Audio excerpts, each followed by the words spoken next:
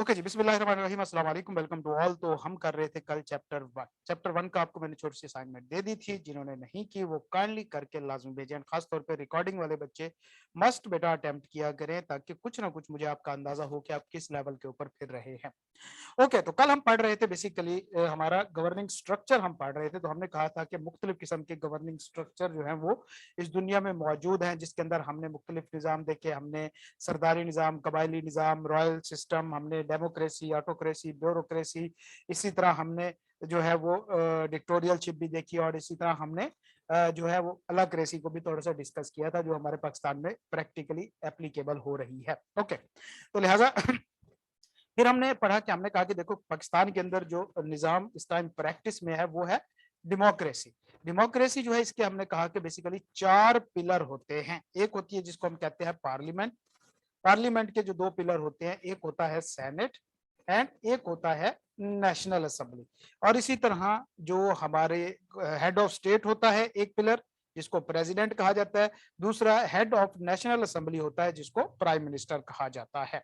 तो लिहाजा कल हमने president, prime minister and senate, senate को अपर हाउस भी कहा जाता है, upper house and lower house, इन दोनों को कहा जाता है। नेशनल असेंबली एंड सेनेट को, सेनेट को अपर हाउस कहा जाता है, नेशनल असेंबली को लोअर हाउस कहा जाता है। तो कल हमने इसके डिटेल देखी कि इसके अंदर कहाँ से मेंबर आते हैं, क्या क्या इसकी कॉन्स्टिट्यूशन होती है, किस किस तरीके से ये काम करती है, इसका काम क्या होता है, इसके ऑब्जेक्टिव क्या होते हैं। सेम हमने प्रेसिडेंट एंड प्राइम मिनिस्टर के भी देखे। आज हम नेशनल असेंबली का देखते हैं। तो नेशनल असेंबली वाले नॉर्मली चीजें जो है वो हमारी कॉमन और हर तकरीबन बंदे को पता है।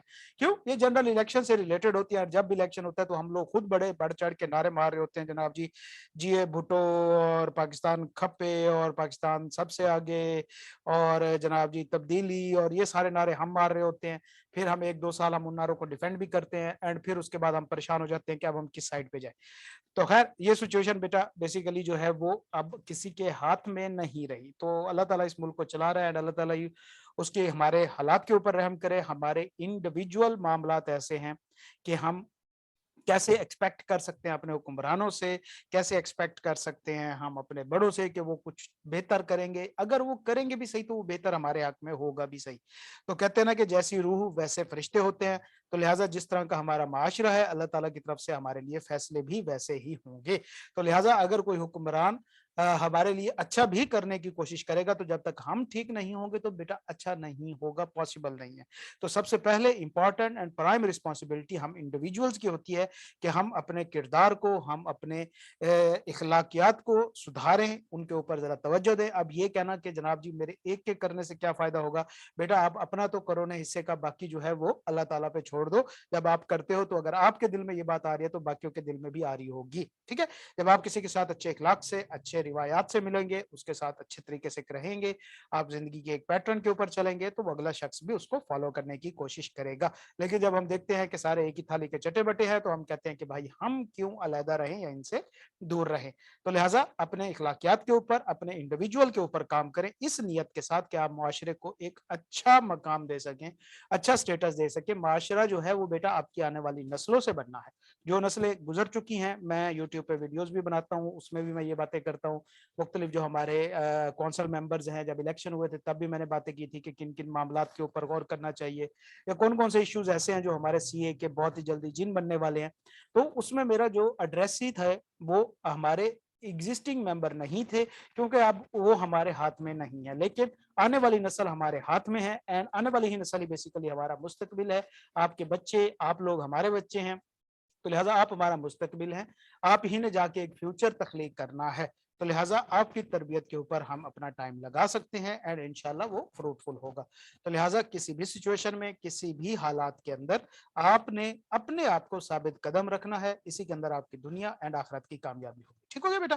तो लिहाजा हम बात कर रहे थे नेशनल असेंबली की। इसके अंदर हमें पता है कि नॉर्मली जो मेंबर्स होते हैं वो जनरल इलेक्शन से आते हैं, जो हम खुद वोट दे रहे होते हैं। एंड सेम इसी तरह इसके अंदर जो सीट्स होती हैं नेशनल असेंबली के अंदर, एमएनए की सीट होती है, member of national assembly MNA को कहा जाता है। तो लिहाजा वो सीट्स जो हैं वो आबादी या पॉपुलेशन के हिसाब से डिफरेंट प्रोविंसेस को दी जाती हैं। पंजाब की सबसे ज्यादा सीट्स हैं, उसके बाद फिर सिंध की आती हैं, फिर उसके बाद केपीके की आती हैं, एंड फिर बलूचिस्तान की आती हैं। तो लिहाजा the seat for the national assembly are determined on the basis of population of the province. जो सीट्स होते हैं इनके ऊपर 5 साल के लिए मेंबर जो है वो सिलेक्ट होते हैं, direct votes from registered voter. तो बेटा आप अपने आप को रजिस्टर्ड वोटर अपना देखें कि आप कहाँ पे हैं, अगर नहीं है तो अपने आप को रजिस्टर कराएं, अपना वोट लाजमी डाला करें बच्चे, लाजमी डाला करें। ये आपके ऊपर एक किस्म का फर्ज है, मुआशरे का आपके ऊपर हक है कि आप अपना वोट जरूर डालें। अगर आप वोट नहीं डालते इसका मतलब हरगिज ये नहीं है कि वो वोट नहीं डला, वो वोट जल्द डल जाता होता है, फिर वो किसी गलत बंदे को डल जाता है। अच्छे बंदे को तो जाहिर बात है चोरी वोट डालने की जरूरत नहीं है, गलत बंदे चोरी वोट डालते हैं। तो अगर आप वोट देने नहीं जाएंगे तो क्या होता है, जब खास तौर पे शाम को वोटिंग ऑफ होने वाली होती है, क्योंकि मेरे वाले साहब डिस्ट्रिक्ट अकाउंट्स ऑफिसर रहे हैं, मेरे भाई इस टाइम असिस्टेंट एजुकेशन ऑफिसर है, मेरी आधी फैमिली जो है वो टीचिंग फैमिली है हमारी, तकरीबन हम बेसिकली शुरू से उस्ताद हैं। तो मेरी अम्मी ये लोग सारे जो है कुरान पाक यहाँ मोहल्ले की तकरीबन सारी खवातीन बच्चियां जो है हमारे घर से पढ़ के गई हुई हैं। तो जो हमारे टीचिंग फैमिली है खासतौर पे सरकारी में गवर्नमेंट जॉब के अंदर, वो सारों की जॉब लगती है, को प्रिजाइडिंग ऑफिसर्स होते हैं या ये इलेक्शन के अमले के तौर पे उनकी जॉब्स लगती होती हैं। आपको पता है ये जॉब्स लगती हैं, तो उनको पता होता है बेसिकली क्या हो रहा होता है। तो हमें भी इसलिए पता होता है कि जैसे ही शाम को 5 बजे पोलिंग क्लोज होती है तो ये लिस्टें उठाते हैं एंड देखते हैं कि कौन कौन से लोग वोट डालने नहीं आए, तो फिर उनका वोट किसी के खाते में चला जाता है। ठीक है, वहां पे क्योंकि गुंडे गुमाश्ते फिर रहे होते हैं, तो ये बेचारे सरकारी लोग शरीफ से लोग होते हैं, इन्होंने अपनी नौकरी क्यों गंवानी है। क्योंकि हमारे यहाँ तो भैया डंडा जो है वो सारा जाहिल और अनपढ़ लोगों के पास है, तो उनके साथ कौन मुतक्का लगाए या पंगा ले, तो ये चुप करके बेचारे साइड पे बैठ जाते हैं और क्या कर सकते हैं। तो लिहाजा फिर वो आपका वोट किसी ना किसी को पड़ जाता है। तो अगर आपका वोट खुद डाल के आए तो वो किसी को नहीं पड़ता। ठीक हो गया, ओके। तो 5 ईयर के लिए ये इलेक्ट होते हैं। एंड इसी तरह वुमेन एंड नॉन मुस्लिम्स के लिए भी रिजर्व्ड सीट होती हैं। मतलब रिजर्व सीट से मुराद ये होता है कोटा होता है, कोटे के ऊपर देखो, नॉन मुस्लिम जनरल इलेक्शन से भी लड़के आ सकता है, मतलब नॉर्मल कोटे के ऊपर खड़ा ना हो, नॉर्मली इलेक्शन के अंदर खड़ा हो एंड उसको मिल जाता है। लेकिन ये जो कोटा वाले होते हैं, ये फिर क्या होता है कि जो डोमिनेट पार्टी होती है, सीट्स जीत चुकी होती है, फिर उनको उस हिसाब से कोटा दिया जाता है कि आप 2 नॉन मेंबर मुस्लिम जो है एमएनए या एमपीएस लगा सकते हैं, 3 लगा सकते हैं, इस तरह 2 फीमेल लगा सकते हैं, जिस तरह की हमारे इस टाइम डॉक्टर यास्मीन राशिद है। तो ये जब इलेक्शन लड़ी थी जनरल इलेक्शन, तो ये हार गई थी, ये जीती नहीं थी, ये हमजा शहबाज के हल्के से इन्होंने इलेक्शन लड़ा था। लेकिन इस टाइम आपको पता है कि वो एमएनए है, तो वो बेसिकली वुमेन कोटा के ऊपर जो है उनको इलेक्ट किया गया था, अपॉइंट किया जाता है। बेसिकली ये जो कोटा बेस्ड होते हैं ये अपॉइंटेड होते हैं, ये जनरल नॉलेज की चीजें हैं, ये आपको पता होनी चाहिए। ठीक है, तो लिहाजा जो डॉक्टर यास्मीन राशिद है, इसी तरह बाकियों का ज्यादा मुझे अभी इतना पता नहीं कि नॉन मुस्लिम कोटा के ऊपर कौन से हैं। आप लोगों से फुर्सत मिलेगी तो मैं कुछ और जनरल नॉलेज की चीजें देखूंगा। तो मैंने जब से वैसे बेसिकली टीचिंग स्टार्ट किया ना, तो मेरा जनरल नॉलेज वाला पोर्शन बिल्कुल खाली हो गया। अच्छा, तो लिहाजा क्या होता है, अच्छा मेरी आवाज क्लियर है बच्चे, कटती तो नहीं है बीच में कहीं पे?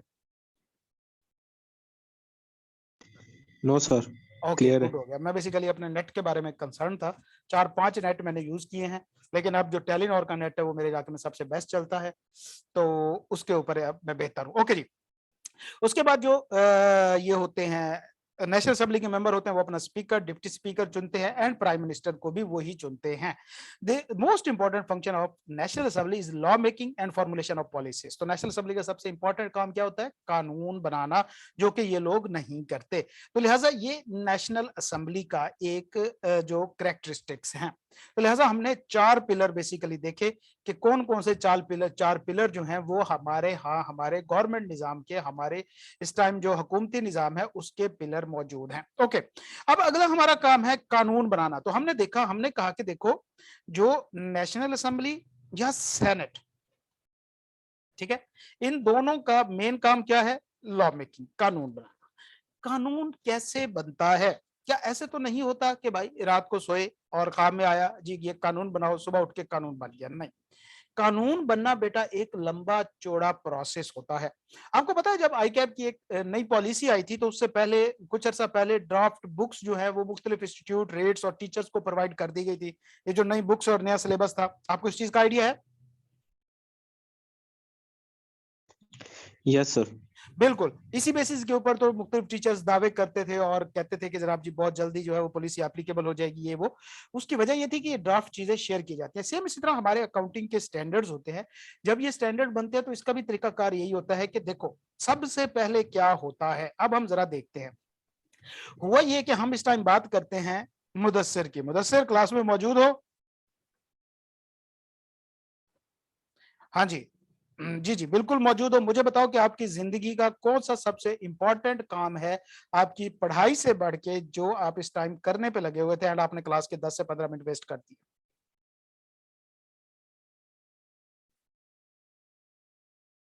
हुँ, हुँ। अब्बू को छोड़ने गया था। बेटा अब्बू को ही छोड़ दिया? अच्छा, कंपनी छोड़ने गए थे। मैंने कहा अब्बू को ही छोड़ा है कहीं पे। नहीं बेटा ऐसा नहीं करते होते। ओके, मैं नहीं तो मुज़म्मिल से पूछने वाला था कि तुम पता नहीं कहाँ पे फिर रहे हो और छोटा भाई तुम्हारा अब्बू को ही कहीं छोड़ के आ गया। हमारे यहाँ पे एक रिलेटिव है, काफ़ी दूर से है, काफ़ी दूर के रिलेटिव हैं। तो एक दिन हमें आके कहते हैं हमारे अब्बू गायब हो गए। हमने कहा हैं, कहाँ गए? कहते जी पता नहीं गायब हो गए, कहीं गए हैं। चलो जी पुलिस में दर्ज कराओ, ये वो भाग-दौड़, अब्बू नहीं मिल रहे भाई। तो तकरीबन कोई डेढ़ 2 महीने बाद जनाब पता चला वो किसी रिश्तेदार के घर है और उनसे नाराज़ होके गए हुए हैं। तो लिहाज़ा अब्बू को छोड़ के गायब हो जाते हैं। तो ये अब्बू हमारे जो होते हैं ना, ये इस उम्र में आके कुछ ज़्यादा ही नाराज़ होने लग जाते हैं, इनके लाड बढ़ जाते होते हैं। ओके, जो मुदस्सिर है ये भाई हमारा एमएनए है। ठीक हो गया? आपको मैंने एमएनए बना दिया, आप एक चपरासी लायक बंदे भी नहीं थे। क्यों? आप एक बदमाश बंदे थे, कल आपने एक बंदे का सर खोल दिया था। ओके, तो ऐसे लोग ही एमएनए बनते हैं। तो मुदस्सिर एमएनए है, ये अपनी गाड़ी के ऊपर जो है वो जा रहा था बाजार में से। तो इसने देखा कि जनाब एक जगह पे एक बच्चा जो है उसको दूसरा आदमी जो है वो कोई वजनी सी चीज उठवा के लेके जा रहा है, मतलब चाइल्ड लेबर हो रही है। अब जाहिर सी बात है कि जब ये छोटा सा होता था तो इंतहाई निकम्मा शरारती सा होता था, घर से भाग जाता होता था। तो अब्बू ने इसको सजा के तौर के ऊपर किसी वर्कशॉप में डाल दिया होगा या किसी जगह पे काम सिखाने के लिए डाल दिया होगा। ये मैं एग्जांपल मुदस्सिर पे फिट कर रहा हूँ, बेसिकली ये मेरी अपनी एग्जांपल है क्योंकि मैं खुद इतना शरारती हुआ करता था एंड मैंने 2 साल वर्कशॉप में गाड़ियों का काम सीखा हुआ है। मुझे गाड़ी का सारा काम आता है, मतलब मैं एक मैकेनिक भी हूँ चार्टर्ड अकाउंटेंट के साथ साथ। ओके, तो लिहाजा मैं 2 साल वहां भी रहा। अब उन्हें कहा कि 2 साल बाद शायद इसको मत आ गई होगी और अब ये पढ़ना शुरू कर देगा। तो 2 साल बाद मेरे पास अबू आए। अबू ने पूछा, हाँ पुत्र पढ़ना है या कम करना है? मैंने कहा अबू मैंने काम करना है। अबू ने जूता उठाया, फिर मुझे सबके सामने पेंटी लगाई। अबू कहते थे यार मैं ऑफिसर बंदा हूँ, क्या कहेंगे, बेटा जो है वो मैकेनिक है। तो मुझे आज भी इस चीज का दुख है कि अगर मुझे पढ़ाई में ना डाला होता तो आज मेरी बहुत बड़ी वर्कशॉप होती मेरे अपने इलाके में एंड डिजिटल वर्कशॉप होती। खैर, मुझे अभी भी वाकई रियली इस चीज का अफसोस है क्योंकि मैं फुल काम उसका सीख गया था 2 साल के अंदर। नहीं तो बच्चे 8-8 साल लगाते हैं, 6-6 साल वाले मेरे सामने होते थे, उनको नट बोल्ट नहीं खोलने आते थे। ओके जी, तो इसको वो टाइम याद आ गया कि यार ये चाइल्ड लेबर गलत चीज है, बच्चों को पढ़ना चाहिए, इनको काम पे नहीं लगाना चाहिए। तो इसने क्या किया, ये जनाब जी उस दिन असेंबली गया। असेंबली जाहिर बात है इनकी सेशंस होते हैं, इनको अटेंडेंस देनी होती है। वहां पे जाके इसके 4 दोस्त और भी थे जो कि वो भी एमएनए थे। 4 दोस्त थे इसके, वो भी सारे इसी तरह लिफंटर ही थे। तो उनसे इसने जाके जिक्र किया यार ऐसे ऐसे मैंने ये चीज देखी है, मुझे ये चीज बहुत बुरी लगी है, तो हमें इसे रोकना चाहिए। तो वो दोस्त कहते हैं कि इस वक्त तो कोई कानून मौजूद नहीं है। देखो यहाँ पे एक इशू आया, ये हमारा इशू है, ठीक है, हमारा इशू है चाइल्ड लेबर। इसने ये चीज हाईलाइट की। तो इन्होंने कहा, 4 दोस्तों को बताया, उन्होंने कहा कि जी हमारे यहाँ कोई कानून नहीं है। तो मुदस्सिर कहता है कि यार देखो थोड़ा बहुत मैं पढ़ा लिखा हूँ, तो मुझे इतना पता है कि हमारा काम कानून बनाना है। ठीक है, हम कानून बना सकते होते हैं। तो उन्होंने कहा जी ठीक है, तो फिर क्या करें? वो कहता है जी हम कानून बनाते हैं। चले जी, अब इन्होंने कहा जी कानून कैसे बनेगा? अब हमने एक इशू तो रेज कर दिया है, कानून कैसे बनेगा? तो जाहिर बात है ये जो बेटा नेशनल असेंबली होती है, इसकी एक लॉ मेकिंग कमेटी होती है, जिसको लेजिस्लेशन कमेटी भी कहा जाता है। अब जाहिर सी बात है कि भाई देखो, हम कानून देखते हैं, इतनी मुश्किल से लैंग्वेज लिखी होती है और इनके फरिश्तों को नहीं पता होता कि ये क्या लैंग्वेज है। एमएनएस एमपीएस को क्या पता, ये तो बेचारे मैट्रिक भी फेल होते हैं। तो ये कौन बनाता है? बेसिकली इन्होंने पढ़े लिखे लोग हायर कर रखे होते हैं। हम चार्टर्ड अकाउंटेंट जब आप बनेंगे बेटा, क्वालिफाई करेंगे, तो आपको उस वक्त अलग ही तकसीम देख के हैरानी होगी। कैसे ऐसे अनपढ़ जाहिल लोग जो होते हैं वो इतने इतने पैसे वाले होते हैं, आप कहते हैं, और आपको वो तनख्वाह दे रहे होते हैं, जिन्होंने 20-25 साल 30 साल रगड़ रगड़ के जो है वो पढ़ा होता है एंड फिर उस स्टेज के ऊपर पहुंचे होते हैं। खैर, तो ये क्योंकि अनपढ़ थे, इन्होंने क्या कहा, इन्होंने कहा देखो हमारी एक कमेटी है, हम उसके अंदर ये इशू रेज करते हैं। तो लिहाजा इन्होंने कमेटी के हेड को बुलाया, वो इनका एम्प्लॉय था, तो ये पढ़े लिखे लोग थे, उनको बताया कि देखो जी हमने ये एक इशू हाईलाइट किया है, हमें इसके ऊपर कानून बनाना है। तो कमेटी वाले ने ब्रीफ किया कि देखिए जनाब, आपने जो इशू हाईलाइट किया है इसकी डिटेल हमारे साथ बैठ के शेयर करें। हम क्या करते हैं, एक ड्राफ्ट प्रिपेयर करते हैं। ये हमारा एक ड्राफ्ट कानून बनाते हैं। जब ये ड्राफ्ट प्रिपेयर होगा तो हम क्या करेंगे, तमाम मेंबर्स को, जो कि नेशनल असेंबली के भी हैं, जो कि सेनेट के भी हैं, उनको हम भेजेंगे। अगर उन्होंने इसको अप्रूव कर दिया तो फिर ये होगा कि जाहिर बात है, जब हम ड्राफ्ट भेजेंगे तो कुछ रिकमेंडेशन नेशनल असेंबली के मेंबर्स की तरफ से भी आ सकती हैं, इसी तरह कुछ सेनेट के मेंबर से भी चेंजेस उसके अंदर प्रपोज हो सकती हैं। तो लिहाजा फिर हम क्या करेंगे, चेंजेस करने के बाद हम क्या करेंगे, एक फाइनल ड्राफ्ट बनाएंगे, ठीक है। एंड इस ड्राफ्ट को हम प्रेजेंट करेंगे सेनेट एंड नेशनल असेंबली के सामने, ताकि वो इसके ऊपर वोटिंग करके अप्रूवल दे दें। जब ये फाइनल ड्राफ्ट बन गया, उनको नेशनल असेंबली के सामने प्रेजेंट किया, नेशनल असेंबली ने वोट करके अप्रूव किया, फिर सेनेट के सामने प्रेजेंट किया जाता है एंड सेनेट उसको अप्रूव कर देती है, तो फिर उसको प्रेसिडेंट को भेजा जाता है, या प्रेसिडेंट अप्रूव कर देता है, तो फिर वो लॉ बन जाता है या एक्ट बन जाता है। तो लिहाजा ये तरीकाकार होता है, मतलब पहले इशू रेज होता है, फिर एक ड्राफ्ट प्रिपेयर होता है, फिर ड्राफ्ट डिस्ट्रीब्यूट हो जाता है, उसके ऊपर से अमेंडमेंट्स वगैरह आती हैं, चेंजेस आती हैं, उसका एक फाइनल ड्राफ्ट बनता है, फाइनल ड्राफ्ट को फिर वोटिंग के लिए प्रेजेंट किया जाता है, वोटिंग जब हो जाती है फिर प्रेसिडेंट की अप्रूवल चाहिए एंड उसके बाद वो एक्ट बन जाता है या कानून बन जाता है। तो ये प्रोसीजर क्लियर है बेटा, general procedure, law making procedure, तमाम स्टैंडर्ड्स जो अकाउंटिंग है, ऑडिटिंग है, वो भी इसी पैटर्न के ऊपर बनती हैं। आई कैप की तमाम पॉलिसीज भी इसी पैटर्न के ऊपर ही बनती हैं। ठीक हो गया बच्चे? और ये तो एक जनरल सी एग्जांपल है ना बच्चे, ये तो हमारे घर में जब रिश्ते होते हैं वो भी इसी पैटर्न के ऊपर होते हैं कि पहले अब्बू अम्मी तो खैर मैटर नहीं करते, दूल्हा तो बिल्कुल भी मैटर नहीं करता, हाँ फूफी चाचा ताया मामा, वो दूर का रिश्तेदार, उसका कुत्ता, उसकी बिल्ली, उसकी गाय बछड़े कटे भैंस बकरियां, सबसे पूछना पड़ता है, तब जाके एक रिश्ता होता है। एंड उसमें भी आधे रिश्तेदार नाराज होते हैं, आधे मोहल्ले के कुत्ते नाराज होते हैं, और दो चार बकरियों ने भी खुदकुशी कर ली होती है, राजी फिर भी कोई नहीं होता। और मजे की बात कि वो दूल्हा दुल्हन की पसंद की शादी भी नहीं होती, तो शादी भी हो जाती है, राजी भी कोई नहीं होता, भैंस की हम फिर क्यों की। खैर, तो ये हमारे यहाँ एक हमारे जो सोसाइटी है उसका मसला है, हम इसको नहीं छेड़ते, हम लोग सब बस इसका शिकार होने के लिए बैठे हुए हैं। ओके जी। अच्छा, तो बस बेटा क्या आपको बताएं। चलिए, हम बात कर रहे थे कि अब बिल बनने का या कानून बनने का क्या तरीकाकार है। तो बेटा जो इसके अंदर ये बेसिकली ड्राफ्ट बना है, इसको बिल कहा जाता है।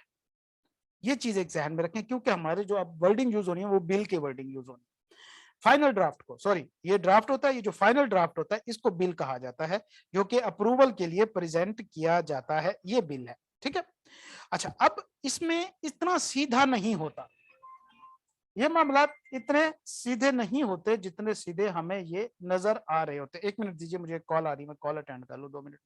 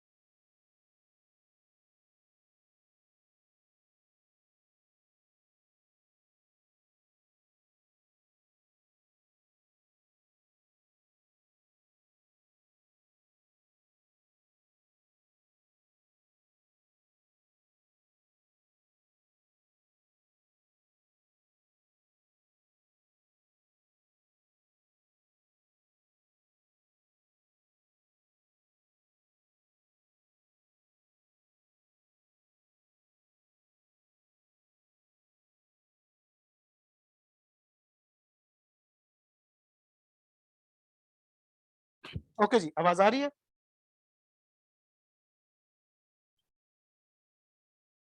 आवाज आ रही है पुत्र?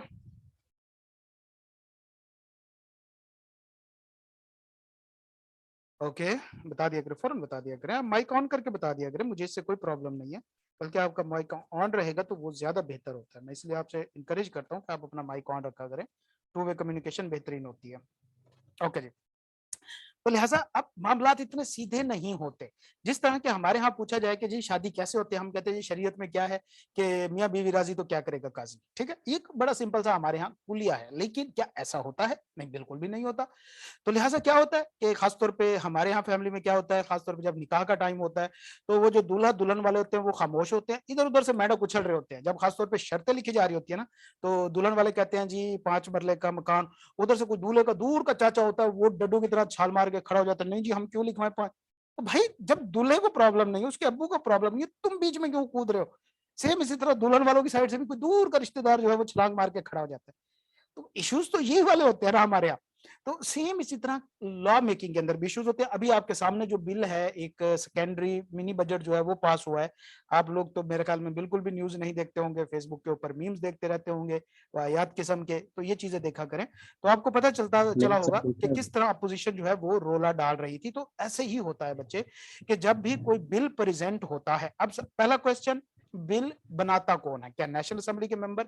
मतलब ये जो इश्यू जो है ये रेज कौन करता है, बिल ओरिजिनेट कहाँ होता है?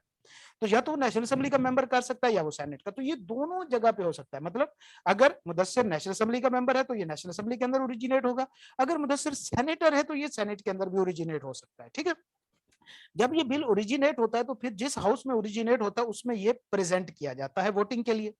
अगर बिल इसमें से पास हो जाए, मतलब अगर पास हो जाता है बगैर किसी अमेंडमेंट के, तो फिर इस बिल को भेजा जाता है सेनेट को, फिर सेनेट में वोटिंग होती है, एंड सेनेट में भी ये बिल पास हो जाए तो फिर भेजा जाता है प्रेसिडेंट को।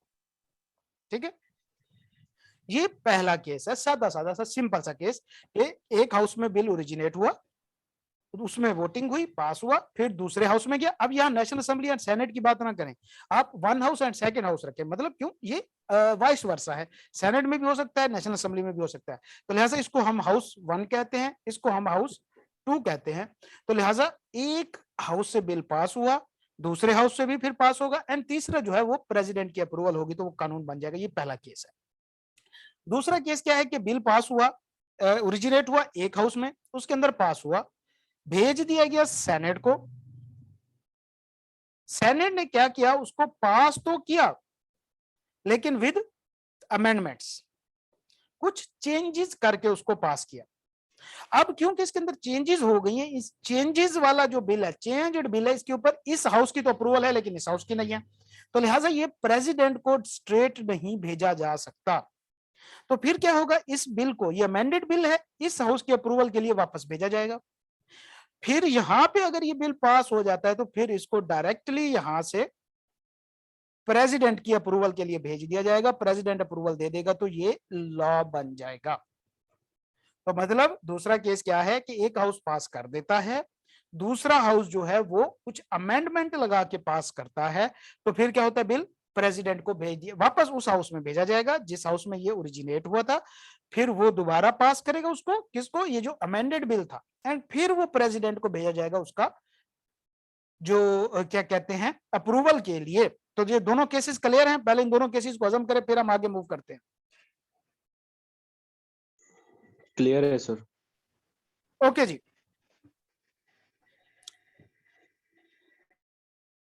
तीसरा केस है कि भाई एक हाउस से बिल जनरेट हुआ, इसने पास किया, इस हाउस के पास बिल गया, दूसरे हाउस के पास, इसने पास नहीं किया। भाई इसने पास नहीं किया या टाइम लैप्स हो गया या कोई इस तरह की सिचुएशन थी, इन्होंने वोटिंग ही नहीं कराई, तो फिर क्या तरीकाकार है, फिर क्या होगा, एक ज्वाइंट सिटिंग होगी, मतलब ये बिल जो है एक ज्वाइंट सिटिंग में लाया जाएगा जिसके अंदर नेशनल असेंबली एंड सेनेट दोनों के मेंबर होंगे, एंड यहां पे फिर उसको पास किया जाएगा मेजोरिटी के साथ। ठीक है, फिर जब ये पास हो जाएगा तो फिर ये प्रेसिडेंट को भेजा जाएगा।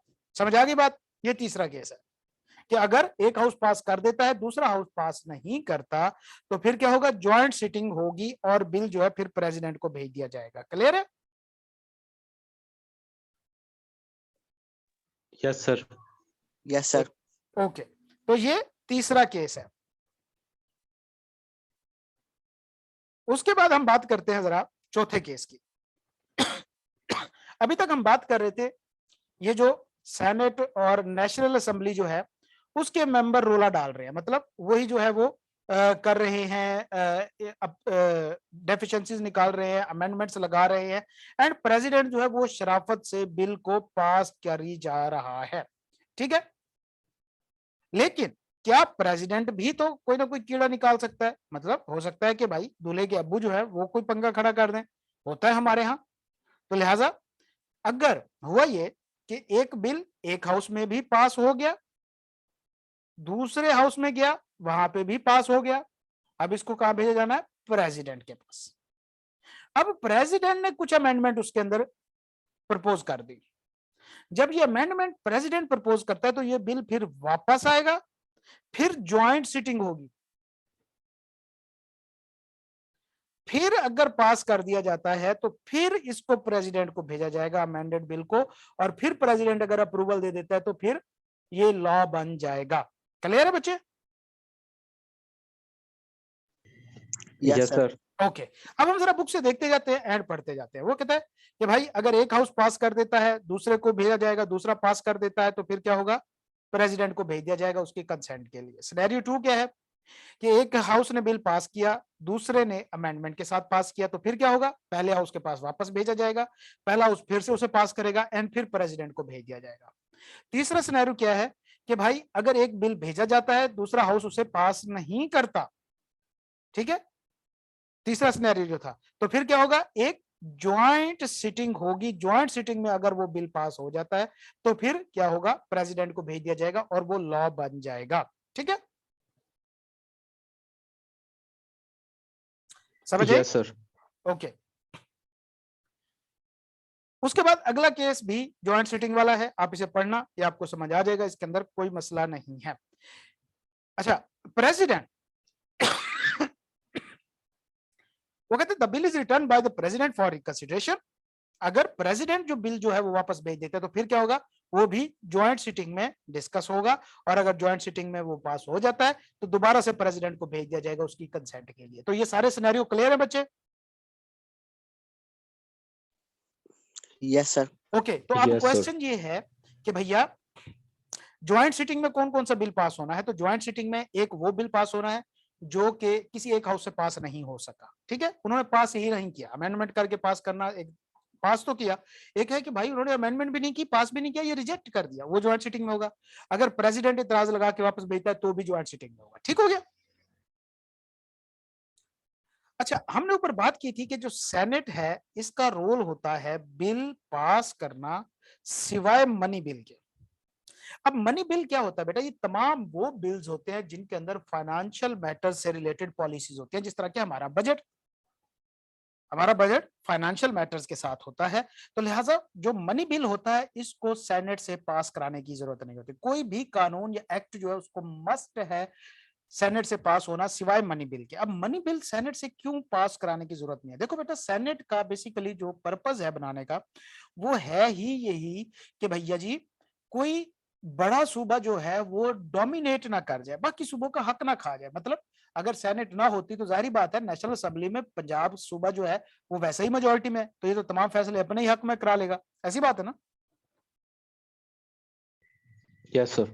तो इस चीज को कंट्रोल में रखने के लिए क्या होता है कि भाई रिसोर्सेज वगैरह तमाम सूबों को इक्वल दिए जाए, तो सेनेट का कयाम है। लेकिन मनी बिल के अंदर बेटा पैसे की तकसीम होती है, तो पैसे की तकसीम तमाम सूबों में इक्वल नहीं हो सकती। उसकी वजह यह है बेटा कि जिस सूबे की आबादी ज्यादा है तो जाहिर सी बात है कि वहां पे पैसा भी ज्यादा लगना है एंड वहां से रेवेन्यू भी ज्यादा जनरेट होना है। तो लिहाजा पैसा जो है वो पॉपुलेशन बेस्ड के ऊपर स्पेंड होना ज्यादा जरूरी है। ठीक है, इसलिए क्योंकि सेनेट के लिए, सेनेट तो इसलिए होती है ना कि इक्वल डिस्ट्रीब्यूशन के लिए होती है, लेकिन जो बजट्स वगैरह होते हैं इसके अंदर पैसा जो है वो जिस मुल्क सूबे की आबादी ज्यादा उससे ज्यादा मिलना चाहिए। तो इस तरीके से जो बजट होता है उसमें सेनेट की अप्रूवल की जरूरत नहीं होती, बल्कि जो नेशनल असेंबली होती है सिर्फ वही अप्रूवल देती है। अगर उसमें पंजाब डोमिनेट करता है तो भैया इसका बनता है, क्योंकि इसकी आबादी सबसे ज्यादा है, 10-12 करोड़ इसकी आबादी के करीब करीब है, एंड सेम इस तरह सबसे ज्यादा रेवेन्यू भी तो यही जनरेट करता है, सबसे ज्यादा बर्डन इसी के ऊपर है, तो लिहाजा इसको पैसा मिलना भी तो ज्यादा चाहिए। समझ आ गई बात? जी सर। तो लिहाजा मनी बिल जो होते हैं ये नॉर्मली नेशनल असेंबली में जनरेट होते हैं एंड उसी में ही ये पास होते हैं एंड वैसे सेनेट की रिकमेंडेशंस ली जाती है, मतलब पास नहीं मांगा वैसे रिकमेंडेशन ली जाती है कि भाई बताओ अगर आप इसके अंदर कुछ चेंज वगैरह करने चाहते हो, और जब नेशनल असेंबली उसे पास कर देती है तो फिर क्या होता है, प्रेसिडेंट को भेजा जाता है और प्रेसिडेंट उसकी अप्रूवल दे दे तो वो कानून बन जाता है। क्लियर है केसेस सारे लेजिस्लेशन के? जी सर। ये Yes, बात sir. हो रही थी बेटा, ये कानून तब बन रहा होता है जब नेशनल असेंबली इन सेशन हो, मतलब जब नेशनल असेंबली काम कर रही हो। लेकिन आपको पता है कि जब हमारे यहाँ इलेक्शन होते हैं तो नेशनल असेंबली खत्म हो जाती है, एक अबूरी सेटअप आ जाता है। ऐसी बात है बच्चे? Yes sir. तो हमें पता है, तो लिहाजा उस दौरान वो तकरीबन महीने 2 महीने 3 महीने का पीरियड होता है जिसके अंदर नेशनल असेंबली मौजूद नहीं होती। तो मतलब नेशनल असेंबली की गैर मौजूदगी में तो कानून बन ही कोई नहीं सकता। क्यों? दोनों हाउसेज की जरूरत होती है ना अप्रूवल के बच्चे। ऐसी बात है ना? साथ साथ बोलते जाए, शाबाश। ओके, तो लिहाजा फिर कोई कानून बन नहीं सकता, लेकिन इसका मतलब हरगिज ये नहीं है कि उसके बाद कोई इशू नहीं आएगा। इशू तो आते रहते हैं। तो लिहाजा अगर कोई इशू आ जाता है उस दौरान तो कोई कानून बनाना पड़ जाता है, तो फिर कौन बनाएगा? तो फिर लॉ कहता है क्योंकि प्रेसिडेंट तो मौजूद होता है जब तक कि नया प्रेसिडेंट इलेक्ट नहीं होता, पुराना प्रेसिडेंट मौजूद होता है। हम सबको पता है कि इमरान खान का जब हल्फ लिया तो तब ममनून हुसैन था, प्रेसिडेंट था। तो लिहाजा प्रेसिडेंट जो है वो एक कानून बना सकता है, ठीक है। लेकिन क्या होता है कि वो कानून एक शॉर्ट पीरियड के लिए होता है, उसका पीरियड शॉर्ट हो जाता है, मतलब उसका अगर 90 डेज के अंदर अंदर उसकी अप्रूवल ना ली जाए तो भैया वो क्या होता है, खत्म हो जाता है। वो एक शॉर्ट टर्म कानून होता है, ठीक है। उसको ऑर्डिनेंस कहा जाता है, एक्टिंग पीएम नहीं होता बच्चे।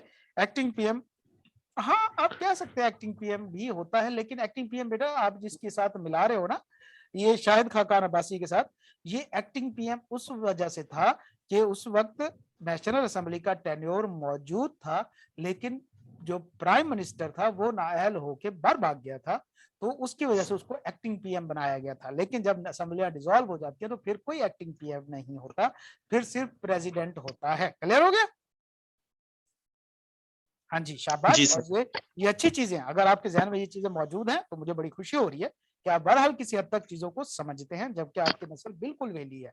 ओके, तो लिहाजा क्या होता है कि अगर प्रेसिडेंट असेंबली मौजूद नहीं है तो क्या प्रेसिडेंट अगर चाहे तो वो एक ऑर्डिनेंस इशू कर सकता है, ठीक है, जब नेशनल असेंबली इन सेशन ना हो। तो इस ऑर्डिनेंस की सेम ताकत होगी, सेम वही पोजीशन होगी जो कि एक एक्ट की होती है, लेकिन ये 120 दिन के लिए होता है, मतलब 4 मंथ के लिए होता है जस्ट। क्यों? ये इतना टाइम ही नेशनल असेंबलीज जो है वो तकरीबन डिसॉल्व रहती है, इसके बाद नई हुकूमत आ जाती होती है। तो लिहाजा 120 दिन का इसका टाइम पीरियड होता है। लेकिन अगर कोई हुकूमत चाहती है कि इस ऑर्डिनेंस को परमानेंट कर दे तो फिर क्या होगा, नेशनल असेंबली और सेनेट की अप्रूवल उसके ऊपर अगर ऑर्डिनेंस पे हो जाती है तो वो एक्ट बन जाएगा, ठीक है।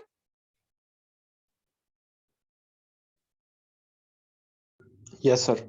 हाँ, अगर एक नेशनल असेंबली जो है वो उसको परमानेंट भी नहीं करना चाहती लेकिन कुछ एक्सटेंशन देना चाहते हैं उस ऑर्डिनेंस को, तो वो 120 दिन की एक्सटेंशन दे सकती है रेजोल्यूशन पास करके, ठीक है। लेकिन अगर नेशनल असेंबली चाहती है कि वो ऑर्डिनेंस वक्त से पहले खत्म हो जाए, ऑर्डिनेंस की उम्र क्या है, 120 डेज, ऐसी बात है। जी सर। इसके अंदर प्लस 120 डेज की एडिशन हो सकती है, एक्सटेंशन हो सकती है। तो लिहाजा 240 डेज अगर कर ले तो 240 डेज बाद तो ये वैसे खत्म हो जाना है। लेकिन 200 दिन के बाद अगर खत्म करना चाहती है या 100 दिन के बाद खत्म करना चाहती है तो नेशनल असेंबली रेजोल्यूशन पास करके इसको खत्म भी कर सकती है। क्लियर है? जी सर। Yes, sir. ओके। बाकी बीच में छोटी छोटी चीजें मैं जो छोड़ता जा रहा हूँ ये आप खुद पढ़िएगा, कॉमन अंडरस्टैंडिंग वाली हैं, ये आराम से आपसे हो जाएंगे, उनके ऊपर टाइम वेस्ट करना ज्यादा कोई मौजूद चीज नहीं है। अच्छा, अब हमको पता चला कि लॉ मेकिंग काम किसका है, law making power supreme authority Pakistan के अंदर कौन है बच्चे?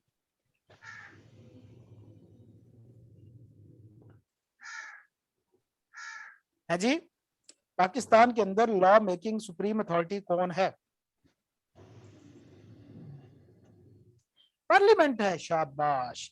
तो लिहाजा सुप्रीम अथॉरिटी तो पार्लियामेंट के पास है कि सिर्फ पार्लियामेंट ही कानून बना सकती है। लेकिन क्योंकि बेटा इतना बड़ा मुल्क है और इतनी बड़ी आबादी वाला मुल्क है, तो सारे कवानीन बनाना पार्लियामेंट के लिए पॉसिबल नहीं होता। उसकी वजह, उसकी कई वजूहात है। नंबर 1 तो भाई तादाद बहुत ज्यादा इश्यूज की, अगर सब पे बनाती रहेगी तो भाई टाइम ही नहीं है, पूरा ही नहीं हो सकेगा, किसी एक बिल के ऊपर भी प्रॉपर काम नहीं हो पाएगा। एंड नंबर 2, जो पार्लियामेंट के लोग होते हैं उनको पूरे मुल्क के इश्यूज का पता नहीं होता। मतलब एक एमएनए, हमें पता है कि हमारे इलाके में वो तब भी घुसता है जब उसे वोट चाहिए होता है, उसके बाद तो वो फिर इस्लामाबाद में ही रहता है, तो लिहाजा उसे इश्यूज पता नहीं होते। तो फिर क्या करती है पार्लियामेंट, अपनी इस पावर को डेलीगेट कर देती है। डेलीगेट का मतलब होता है बेटा आगे दे देना, किसी को अथोराइज कर देना। डेलीगेट कर देती है कि वो अपनी एक ज्यूरिसडिक्शन के अंदर रहते हुए खुद भी कानून बना सकते हैं, जिसके अंदर हमारी प्रोविंशियल गवर्नमेंट आती है, हमारे मिनिस्टर्स आते हैं, हमारे कमिश्नर्स आते हैं, हमारे ब्यूरोक्रेट्स आते हैं। इनके पास भी किसी हद तक पावर मौजूद होती है कि ये कानून बना सकते हैं, बाई लॉज बना सकते हैं। तो लिहाजा इस अथॉरिटी की अथोराइजेशन को डेलीगेटेड लेजिस्लेशन कहा जाता है। In delegated legislation power is given to an executive body. Local authorities are given more statutory power to make bylaws which apply within a specific locality.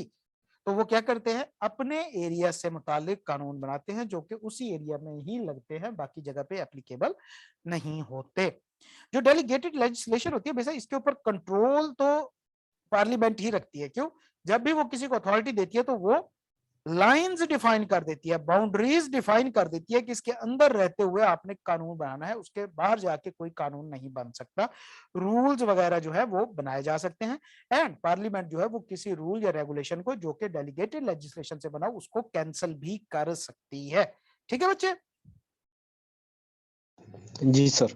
Delegated legislation के advantages क्या है? सबसे पहली बात तो टाइम सेविंग है। Number 2, expert opinion होती है। क्यों? जो लोकल एरिया के लोग होते हैं, यहाँ हमारे डीसीज डीसीओज होते हैं, इनको ज्यादा अच्छे तरीके से इश्यूज को पता होता है और इनको हैंडल करने का नॉलेज भी इन्हीं के पास होता है। हमारे एमएनएस तो नॉलेज होता ही नहीं है, एक्सपर्ट तो बड़ी दूर की बात है। तो लिहाजा एक्सपर्ट ओपिनियन भी मिल जाती है और इस तरह फ्लेक्सिबल होते हैं, मतलब किसी भी वक्त नए कानून बनाए जा सकते हैं, चेंज किए जा सकते हैं, अमेंड किए जा सकते हैं, इन्फोर्स किए जा सकते हैं। जबकि नुकसान क्या होता है बेटा? सबसे मेन नुकसान जो है वो ये है कि भैया क्योंकि लॉ मेकिंग पावर जो है वो पार्लियामेंट की है, वो डेलीगेट हो जाती है। किसी हद तक पार्लियामेंट का जो कंट्रोल है लेजिस्लेशन के ऊपर वो खत्म हो जाता है। जबकि दूसरा नुकसान क्या है कि क्योंकि इतनी ज्यादा तादाद में कवानीन बन जाते हैं कि फिर इनको मैनेज करना पॉसिबल नहीं रहता, किसी एक सिंगल जगह पे पॉसिबल नहीं रहता, मुख्तलिफ एरियाज के कवानीन आपस में कॉन्फ्लिक्ट करते हैं। तो लिहाजा कोई एक सिंगल पोर्टल या सिंगल जो है वो आप कह सकते हैं स्ट्रक्चर डिफाइन नहीं किया जा सकता। क्यों? इनका साइज बहुत ज्यादा हो जाता है। तो ये डिसएडवांटेजेस हैं डेलीगेटेड लेजिस्लेशन के। क्लियर है बच्चे? Yes, sir. Yes sir. Okay, कल का क्वेश्चन आपका ये मौजूद है, आपने इसको सॉल्व करना है, ये सॉल्व करना है, चौथा भी सॉल्व करना है, एंड ये आपने कल तीनों, बल्कि आज आपने करके मुझे भेजने हैं। कल हम इंशाल्लाह अपना चैप्टर 11 स्टार्ट करेंगे। जैसे ही हमारा चैप्टर 11 एंड होगा तो फिर हम एक कंबाइंड टेस्ट चैप्टर 1 एंड 11 का रखेंगे इंशाल्लाह, वो आपको साथ ही मिल जाएगा। ठीक है, इनको करना जरूरी है। अगर ये 3-4 क्वेश्चन प्लस आप कॉन्स्टिट्यूशन जो है वो कर लेते हो, एक बार लिख लेते हो हाथ से, तो भैया आपका ये चैप्टर तैयार हो जाएगा। इसका 6 से 8 नंबर का वेटेज है एंड ये बड़ा मटेरियल वेटेज है इतने छोटे से टॉपिक का। ठीक है, इंपॉर्टेंट टॉपिक इसके अंदर डेलीगेटेड लेजिस्लेशन वाला है एंड सोर्सेज ऑफ लॉ वाला, ये दो हाईली इंपॉर्टेंट है। कम इंपॉर्टेंस के हिसाब से दूसरे नंबर पे कॉन्स्टिट्यूशन आता है। ठीक हो गया? Yes sir. चले जी, गुड हो गया। तो मिलते हैं इंशाल्लाह कल की क्लास में। मुदस्सिर बच्चे, आपकी तरफ से असाइनमेंट नहीं सबमिट हुई, वजह?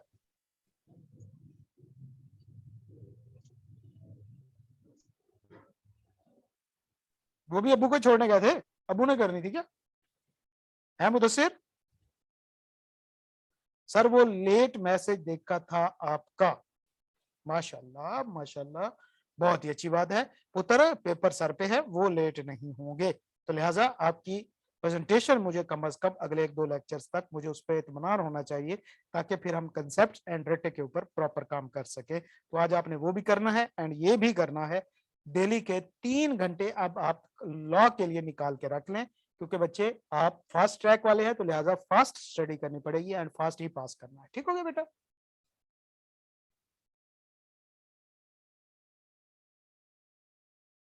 ओके बेटा जी, तो फिर मिलते हैं इंशाल्लाह नेक्स्ट क्लास में। अल्लाह ताला आप सबको अपने हिफ्ज़ व अमान में रखे बेटा। और बिलाल, अपना लॉ की जो रेगुलर क्लास है वो अब मेरे ख्याल में हम रिवीजन के साथ ही उनको कवर करेंगे, जो 2-3 चैप्टर रह गए हैं। तो टेक्स्ट की क्लास में आपने आना है, ठीक हो गया? एंड अगर आपको इसमें से इशू है बच्चा, जो हमारी ये टाइमिंग है, तो हम इसको 11 से 12 भी कर सकते हैं। बल्कि मेरी तरफ से ये सजेशन है कि अगर 11 से 12 करना चाहते हैं तो आप बता सकते हैं मुझे, वो अपनी स्लॉट अब तकरीबन खाली है। वो ठीक है सर, फिर 11 से 12 वाली। ठीक हो गया असद आप? ठीक है सर। ओके मुदस्सिर, क्योंकि ये कुछ ज्यादा सुबह हो जाती है तो आप लोगों की तो अभी आंखें नहीं खुल रही होती, एंड मुदस्सिर ने अब्बू को भी छोड़ने जाना होता है, फिर अब्बू को ही छोड़ आता है भाई। ओके, तो फिर कल से 11 से 12 हमारी इंशाल्लाह क्लास हुआ करेगी। ठीक है बेटा, अल्लाह ताला आप सबको अपनी हिफ्ज़ व अमान में रखे बेटा। अल्लाह हाफिज। अल्लाह हाफिज सर। अल्लाह हाफिज।